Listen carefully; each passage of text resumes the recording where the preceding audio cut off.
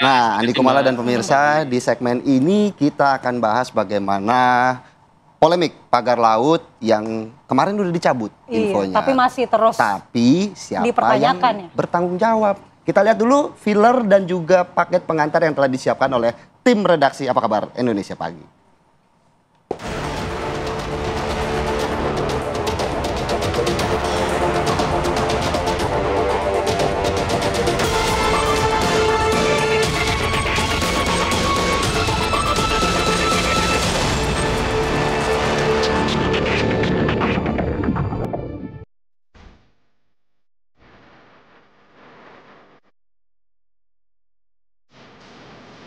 Sebanyak 281 armada dan 2.623 personel dikerahkan untuk pembongkaran pagar laut ini.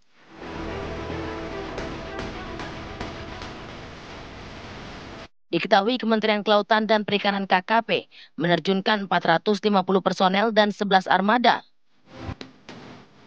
TNI Angkatan Laut mengerahkan 753 personel dan 33 armada, termasuk 3 unit armada tank amfibi. Sisa armada lainnya dikerahkan oleh Polair, KPLP, Bakamla, pemerintah Provinsi Banten, dan ratusan nelayan. Pagar laut yang membentang sepanjang lebih dari 30 km di perairan Kabupaten Tangerang ini ternyata diketahui memiliki sertifikat hak guna bangunan SHGB dan 17 sertifikat hak milik SHM di wilayah yang dipagari. Menteri Agraria dan Tata Ruang BPN Nusron Wahid menegaskan bahwa pemerintah akan mencabut sertifikat hak milik SHM yang terbukti berada di luar garis pantai laut Tangerang, Banten. Rabu kemarin proses pembongkaran diawali di area pantai Tanjung Pasir di Kecamatan Teluk Naga. Pembongkaran akan dilakukan hingga berakhir di pesisir pantai Kronjo, Kecamatan Kronjo, Kabupaten Tangerang. Dari Tangerang, Banten, tim TV One mengabarkan.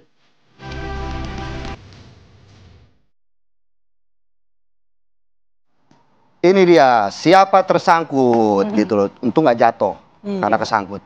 Iya, Andi kita Kumala. masih bertanya-tanya siapa sebenarnya pihak yang bertanggung jawab Betul. setelah dibongkar pagar lautnya tidak selesai sampai di situ, dalangnya harus dicari. Harus dicari begitu. Dan untuk mengetahui bagaimana kondisi terkini ataupun informasi terupdate dari kasus pagar laut ini, kami sudah terhubung dengan Pak Firman Subagio selaku anggota Komisi 4 DPR RI fraksi Partai Golkar, dan juga Doni Ismanto selaku staf khusus Menteri KKP bidang Humas dan Komunikasi Publik secara daring Zoom. Selamat pagi Bapak-bapak. Selamat pagi Pak Doni. Selamat pagi. Ya, selamat pagi Pak Firman. Pak Doni, Pak Firman. Dengar suara kami Pak? Cukup dengar. Ini kalau pakai Oke, ini baik, kita sudah tersambung dengan Pak Doni. Pak Doni, sebagai staf khusus KKP ini sejauh ini bagaimana kemudian hasil dari penyelidikan dari KKP, dan kalau mungkin bisa dijelaskan lebih awal dulu Pak. Kemarin juga sempat ada perbedaan pendapat dari Presiden Prabowo Subianto yang suruh untuk mencabut secara total pagar laut ini, kemudian sempat ada perbedaan pendapat dengan Menteri KKP meskipun akhirnya sependapat. Seperti apa tanggapannya Pak? Terima kasih ya. Saya rasa tidak ada perbedaan pendapat, tapi yang ada adalah kita semua sependapat menjaga laut kita tidak rusak, sepakat untuk semuanya berjalan sesuai dengan koridor hukum. Jadi saya rasa pertanyaan seperti ini jangan diulang-ulang lagi lah. Kan kita itu harus berjalan untuk menyelesaikan masalah ini. Jadi menurut saya sudah tidak ada lagi silang pendapat. Orang dalam eksekusi pembongkaran pun sudah kita semuanya bersama-sama. Jadi tidak ada lagi masalah. Baik Pak Doni, mungkin kalau bisa dijelaskan juga sejauh ini bagaimana hasil dari investigasi yang dilakukan oleh KKP terkait siapa ataupun dalang dari pemasangan pagar laut ini Pak. Karena kalau untuk informasi terakhir, sejauh ini pihak KKP telah melakukan penyelidikan masih pada tahap meminta keterangan dari para nelayan, Pak. Baik, saya dudukkan dulu masalahnya di sini ya. KKP itu masuk dalam konteks ketika tanggal 9 Januari eskalasi terhadap instalasi, atau saya bilangnya itu instalasi, atau mungkin tepatnya di situ lebih gampangnya muncullah pagar-pagar bambu itu makin banyak. Kami masuk, kami melihat itu tidak memiliki izin PKKPRL. Karena semua kegiatan yang menetap di laut harus memiliki PKKPRL. Kami lihat dari sisi ini kami bisa masuk pintunya. Kami lihat secara undang-undang. Oh bisa, kita pakai Undang-Undang Cipta Kerja, sanksinya administratif, denda. Kita harus cari nih cara masuk dulu untuk biar tidak menambah keresahan di masyarakat. Akhirnya Pak Menteri memerintahkan Dirjen Ipung untuk melakukan penyegelan. Di situ kita masuknya. Nah, sesuai dengan Undang-Undang Cipta Kerja, kami harus mencari siapa yang membangun dan memiliki pagar ini atau yang berinisiatif membangun. Ini sudah dilakukan. Tahapan sekarang adalah kami melakukan penyelidikan. Penyelidikan ini tentu memanggil semua orang yang terduga terlibat dalam pembangunan atau mengaku-ngaku sebagai pemilik. Hari Senin itu sudah dipanggil sampai malam. Hasilnya penyidik PPNS kami belum membuka ke saya apa hasilnya karena masih dalam masih dalam tahap investigasi, Mas, gitu loh. Jadi yang KKP lihat itu karena taunya kan ada bambu awalnya. Sementara kan sekarang ternyata berkembang. Ternyata ada SGHB atau apa. Nah itu kan harus dicek lagi nih sama tempatnya Pak Nusron itu. Yang SGHB itu yang di mananya gitu loh. Nah itu harus dicek. Nah, makanya kita nanti kemarin dari Tanjung Pasir itu Pak Menteri sudah bilang akan berkoordinasi dengan tempatnya Pak Nusron juga. Dan sambil menunggu tempatnya Pak Nusron melakukan penyelidikan juga. Kan Pak Nusron menurunkan inspektoratnya. Dari situ mungkin bisa lebih titik terang. Sebenarnya bukti paling bagus itu yang didapat tuh dari tempatnya Pak Nusron. Kita tunggu juga penyelidikan di tempat Pak Nusron. Iya, baik Pak Doni, kita akan ke Pak Firman juga.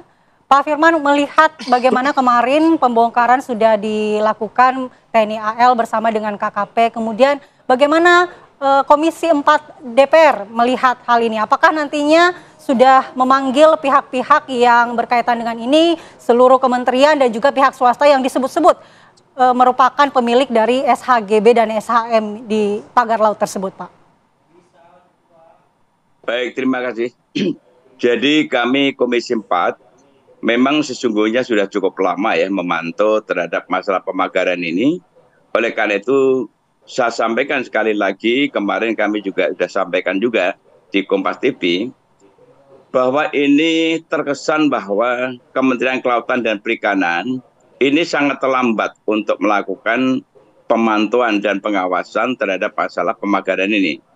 Kalau tadi dikatakan bahwa Saudara Doni dia baru bisa melihat pemagaran dari bambu itu, sesungguhnya ini kan sudah terjadi juga cukup lama. Hanya selama ini DPR mencoba berdiam dulu. Kami akan lihat sampai seberapa jauh pemerintah itu untuk action planning-nya. Tapi ternyata sampai sekian lama itu tidak ada action. Sehingga ketika itu saya terus terang menyampaikan WA kepada Saudara Sekjen KKP dan alhamdulillah akhirnya Saudara Dirjen PSDKP melakukan tindakan untuk penyegelan. Namun kami juga sampaikan hendaknya langsung saja dilakukan pembongkaran. Nah, ketika itu kenapa kami meminta pembongkaran agar keluh kesah masyarakat ini bisa segera teredam. Karena masyarakat di sana itu sudah sangat gelisah dan ini juga menimbulkan pro kontra di masyarakat. Saya tidak berpihak kepada siapapun, kami DPR hanya melakukan tugas fungsi pengawasannya. Oleh karena itu inilah pentingnya Kementerian KKP itu senantiasa melihat situasi kondisi kelautan kita seperti apa. Kalau kita melihat, kalau di PDSKP itu melakukan penangkapan kapal penangkap ikan cepatnya luar biasa. Tetapi ini kenapa kesan saya ada pembiaran. Ini kesan kami seperti itu. Nah, oleh karena itu pada waktu dilakukan penyegelan itu dan kemudian sudah ada instruksi Bapak Presiden, itu Pak Menteri masih memberikan statement untuk menunggu penyelidikan. Tapi sebetulnya ini kan tidak perlu lagi, perintah presiden kan harus segera dilaksanakan. Dan kemudian kalau alat bukti sudah ada, foto cukup, saksi masyarakat cukup, bahkan juga sudah ada pelang penyegelan. Saya rasa sudah cukup alat buktinya untuk itu gitu. Siapa lagi yang akan ditunggu? Bahkan nama-nama yang terindikasi itu sudah masuk di DPR pun sudah masuk. Oleh karena itu hari ini nanti kami akan rapat, kami akan gali lagi. Dan kami tetap akan meminta supaya ada pertanggungjawaban siapa yang melakukan ini, gitu. Baik Pak Firman juga sudah mention bagaimana kemudian pihak-pihak sudah yang terindikasi begitu ya bertanggung jawab atas pagar laut ini. Namun juga saya mau ke Pak Doni, bagaimana tanggapannya dari Pak Doni dari KKP yang dinilai sangat terlambat untuk menangani pagar laut ini. Namun dijawab sesaat lagi setelah Apa Kabar Indonesia Pagi kembali sesaat lagi. Terima kasih Anda masih menyaksikan Apa Kabar Indonesia Pagi. Pemirsa, dalam pengarahannya di sidang kabinet, Presiden Prabowo Subianto ini menekankan untuk menegakkan hukum bagi perusahaan yang melanggar ketentuan pertanahan dan juga hutan. Bahkan Presiden Prabowo memerintahkan agar penegakan hukum melakukan penindakan tanpa pandang bulu. Kepada unsur penegak hukum, Jaksa Agung, BPKP, Kapolri, dan Panglima TNI untuk menegakkan hukum dan aturan khususnya bagi perusahaan-perusahaan yang melanggar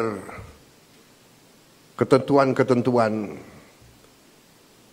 pertanahan dan hutan. Ketentuan-ketentuan kita harus dipatuhi. Tidak ada yang memiliki perlakuan khusus. Bagi mereka yang sudah diberi kesempatan berkali-kali untuk menyelesaikan kewajiban-kewajibannya dan tidak melakukan, ya pemerintah akan melaksanakan kewajibannya, mencabut izin dan menguasai kembali lahan-lahan tersebut. Apalagi lahan-lahan itu adalah hutan lindung dan sebagainya. Jadi ini juga langkah yang akan kita laksanakan.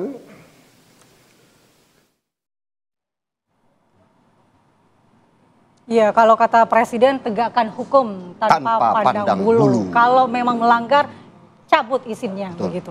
Kita akan lanjutkan dialog kita akan ke Mas Doni Ismanto, di mana tadi Pak Firman sudah memberikan komentarnya terkait dengan penanganan pagar laut di perairan Tangerang ini. Nah, Pak Doni, bagaimana Anda menanggapi dari Pak Firman yang menyatakan bahwa Kementerian KKP ini terkesan lambat dalam melakukan pemantauan, meskipun kita tidak mau lagi memperdebatkan apa yang sudah lalu karena kemarin sudah dilakukan pembongkaran bersama, tetapi evaluasi yang dilakukan oleh Komisi 4 DPR menyampaikan bahwa ini terkesan lambat penanganannya, Pak Doni. Ya, terima kasih. Bisa di sini saya informasikan untuk kita itu tidak hanya sebenarnya fokus kepada kapal ikan asing ilegal yang melakukan IUU fishing di fishing ground kita, tapi pengawasan ruang laut itu menjadi perhatian oleh Pak Menteri Trenggono. Tahun lalu itu ada 414 pengawasan KKPRL dan 593 pengawasan perizinan berusaha dijalankan oleh PSDKP. Ada 200 pelaku usaha yang kita tindak lanjut atas pelanggarannya.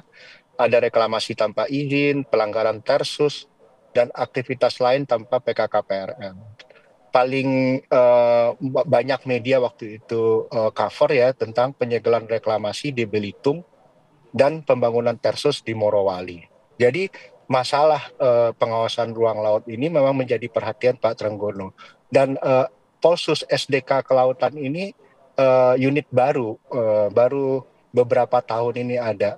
Dan sekarang kita akan menambah satu dirjen baru nantinya tentang yang mengurus Ditjen Penataan Ruang Laut. Sekarang ini ada di Dirjen PKRL. Nah, itu yang bisa saya katakan. Nah, masalah pengawasan itu kan yang namanya laut ini sesuai dengan undang-undang, ada undang-undang pemerintah daerah. Pengawasan 0 sampai 12 mil itu ada di daerah, nanti koordinasi sama pusat dalam hal ini KKP. Contoh paling bagus adalah kasus Pulau Pari. Pulau Pari ini baru nih, masih fresh, di media sosial juga viral ya.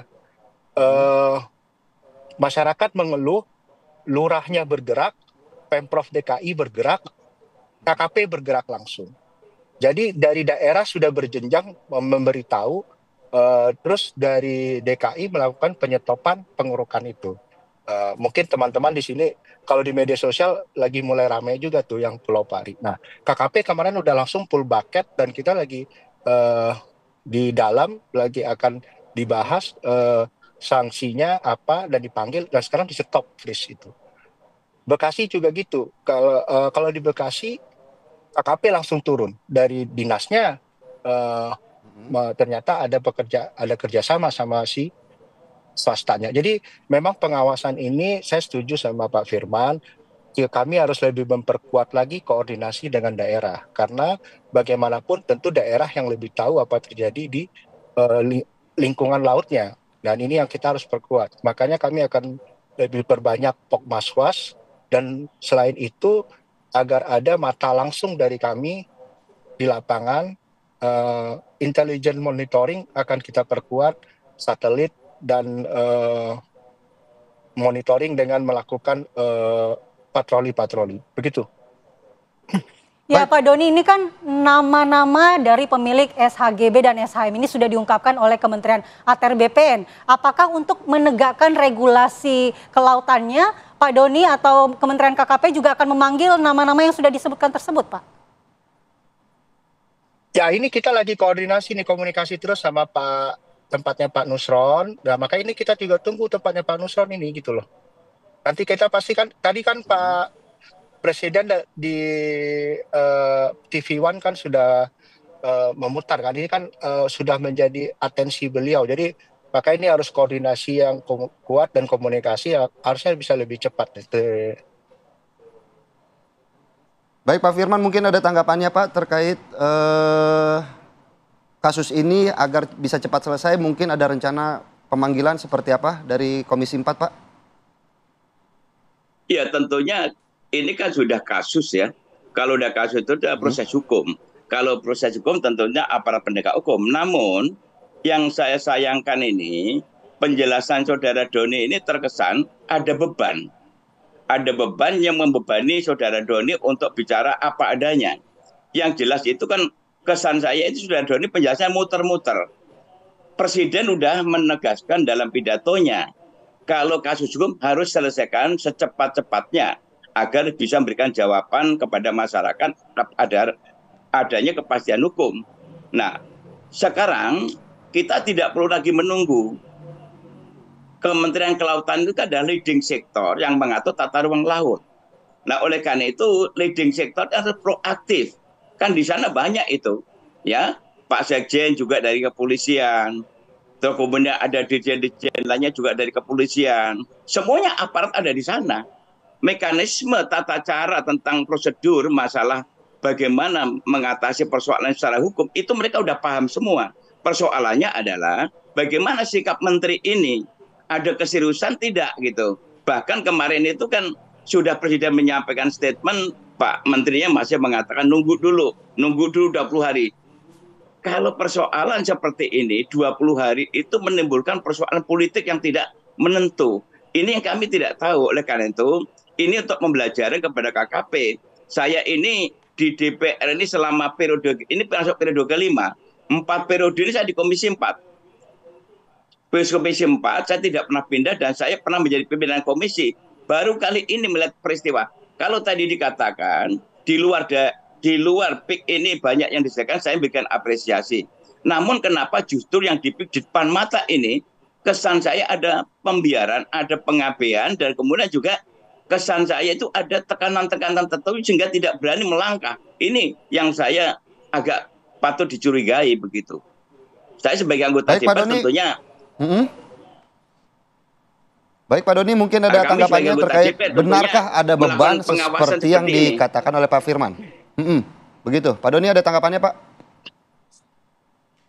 Enggak lah, nggak ada beban. Buktinya semuanya kan proses sedang berjalan. Mungkin saya paham publik kan pengennya kita cepat dan selalu pengennya apa yang di publik mau langsung jalan. Tapi kan kita juga ada hukum yang harus dipatuhi gitu loh prosesnya.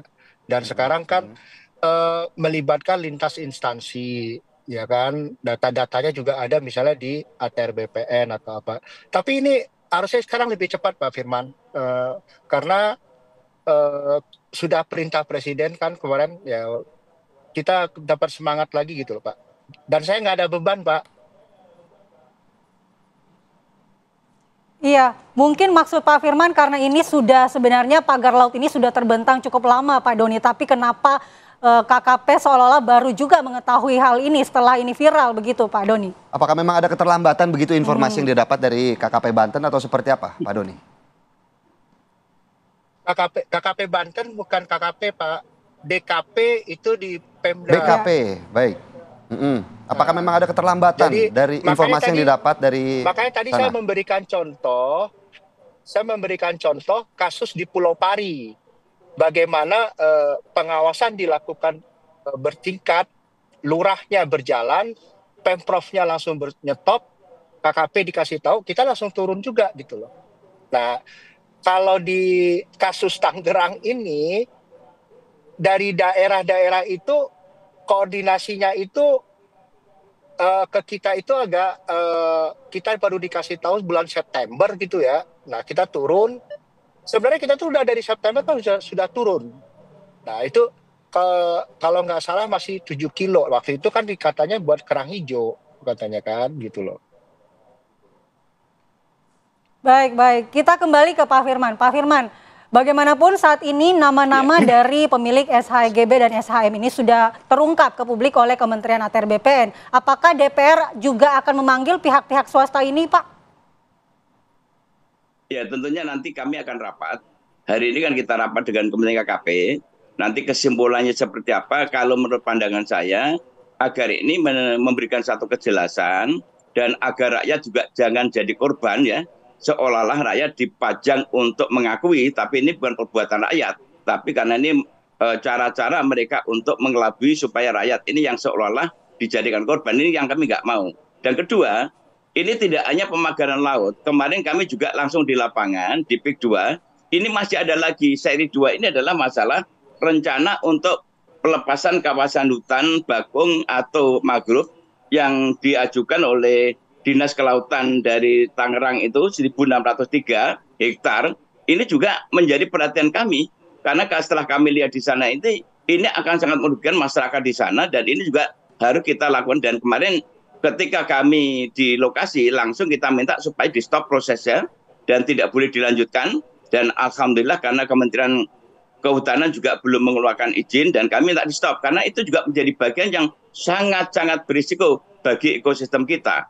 Bayangkan kalau begitu luasnya hutan lindung kita juga akan dibabat, ini juga menjadi masalah. Oleh karena itu karena ini ada di kelautan, maka tidak ada alasan lagi kewenangan-kewenangan regulasi-regulasi yang kita berikan kepada KKP. Saya ini Ketua Panja Undang-Undang Kelautan, Ketua Panja Pengelolaan Wilayah Pesisir dan Desa-Desa Kecil, kemudian ada Anklos 1928, dan masih ada Undang-Undang Tata Ruang Cipta Kerja, saya juga ada di situ. Hendaknya ini menjadi rujukan, jadi tidak ada lagi sebetulnya sebagai leading sector yang tunggu-menunggu, karena sama-sama KKP juga punya PPNS. Harus berkoordinasi karena leading sector ini harus memulai, bukan menunggu dari kementerian lembaga lain begitu. Baik, terima kasih Pak Firman. Harapan kita bersama ya. Betul sekali. Jangan lagi ada tunggu menunggu, ini segera bisa diselesaikan karena rakyat yang jadi korban. Apalagi datanya semua juga sudah terbuka dengan gamblang, siapa saja pihak-pihak yang kemudian terindikasi bertanggung jawab atas pagar laut ini. Kembali terima kasih ya kita ucapkan Andi Kumala dan juga pemirsa kepada Pak Doni dan Pak Firman Atas untuk waktunya, Pak. waktunya pada pagi hari ini. Selamat pagi Pak. Sehat selalu.